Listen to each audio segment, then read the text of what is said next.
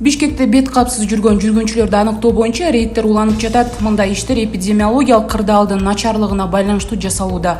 Бишкек мэриясынын жарыялаган видеосунда кызматкерлер бет кап тагынбай жүргөн жүргүнчүлөрдү коомдук транспорттон түшүрүп салып жатканын көрүүгө болот. Кечиргиле, бирок мындан башка аргабыз калбай калды. Маскасыз жүргөндү кууп чыгып жатабыз деп жазылат билдирүүдө.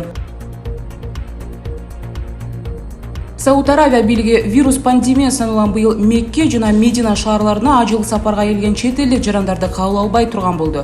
Жаңы эрежелерге ылайык бул жылы Сауд Аравияда жашаган гана мусулмандар зыярат кыла алышат. Вирус кооптуулугунан улам көп адамдын чогулушуна жол берилбейт. Быйыл ажылыкка чектөө киргизилип, өлкө аймагында жүргөн гана ар улуттагы адамдар катыша алат. Орну жуктургандар көп катталып жаткандыктан Меккедеги ыйык Кааба ташы жайгашкан жер дагы деле жабык турат деп айтылат маалыматта.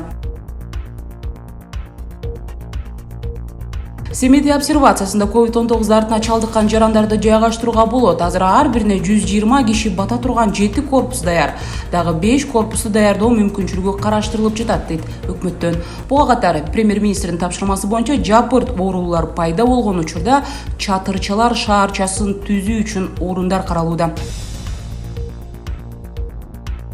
Жеңиштин 75 жылдыгына арналган Москвадагы аскердик парадка бир катар президенттер барбай турган болду. Буга чейин парадка баруудан Түркмөнстан, Азербайжан президенттери жана Армениянын премьер-министри баш тарткан. Алар муну вирус жана карантин менен түшүндүрүшкөн.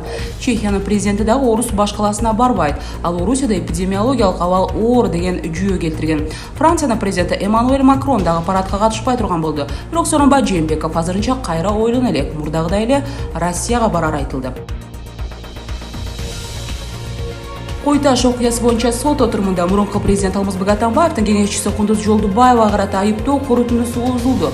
Мага оор жана эң оор беренелер боюнча айып коюп жатышат. Бардыгы ойдон чыгарылган. Судья Марат Сыдыков биздин сөздү аңдабай президент Сооронбай Жээнбековдун иниси Асылбек Жээнбековдун кудасы Бишкек шаардык прокурору Темир Бекмаматовдун сөзүнөн чыкпай отурат.